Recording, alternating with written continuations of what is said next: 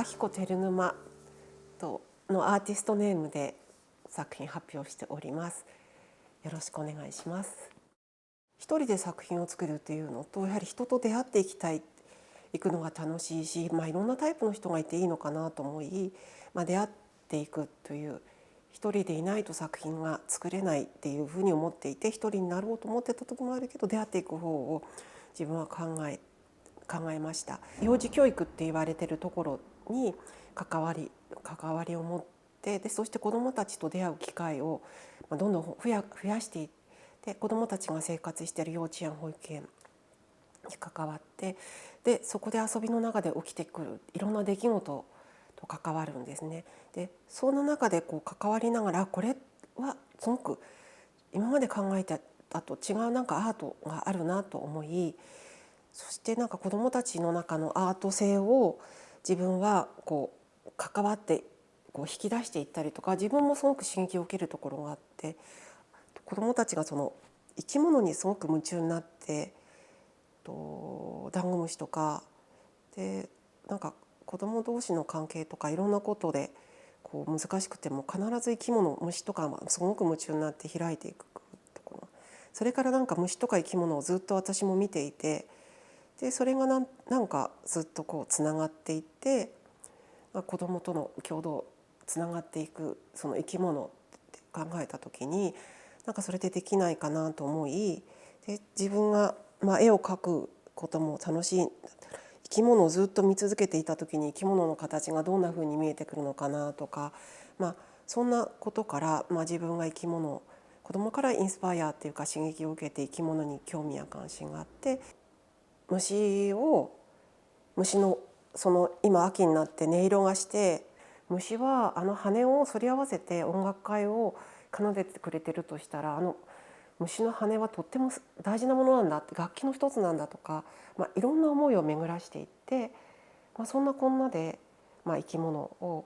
もう一回子どもたちと一緒に関わって見直したいなというので、ワークショップを意識的にやってみて、で自分が見た生き物と、そしてその生き物の形を子どもたちに投げかけた時に、子どもからどんな表現が返ってくるかなっていう、そんなキャッチボールみたいなことで、今作品が私がもともと見て、そのいわゆる形っていうもので興味を持って作った形と、子どもたちの絵っていうその場で集まった大好きな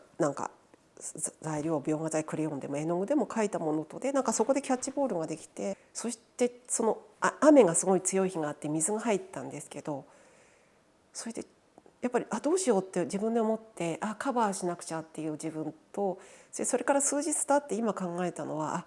その朽ちていく美しさっていうのが必ずあって、作品はそのままであってもいいけど、朽ちていった時に本当は美しくなくちゃいけないから、蝶々に水が入ってそれがもし美しくなくなってしまったら、それは素材とか作り方とか自分の表現がうまくその自然とキャッチボールできなかったからかもしれないから、それはそれで一つの答えなのかなと思っていて、その彫刻のいろんな作品から学べることって、ずっと作品があった時に外に野外にいろんな素材があった時に、風化していった時に美しいものって、若い頃はずっとピカピカの作品磨き上げたかったし、そういう作品をすごく考えていたことから、自分は風化する作品がどうなるのかなってすごくイメージしながらもなかなかできなかったけど、風化していった時にそのが美しくなったりとか、キャッチボールしていった時に変わっていったりとか、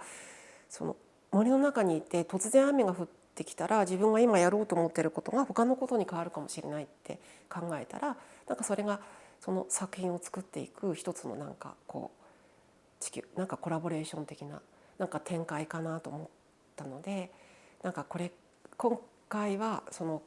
アートの作品として形にするから、これからはそれがいろんなところに植栽があって、街の中にで、それが本当にアートだとしたら、アートだとしたらっていうのは変だ、いろんな意味でアートが残っていくとしたら、風化していった時も残るものはあるし、そしてそれは街の中に気づかないけど植木鉢とかあって、ずっと使われていて壊れてるけどすごく素敵なものがあって、そういうことに気づいたりとか、できるっていうか、そしてそれは町の人がもし気づいてくれたら教えてくれるかもしれないしっていうので、なんか町の中で小金町で関わらせていただいて、そういうことにも気がついたし、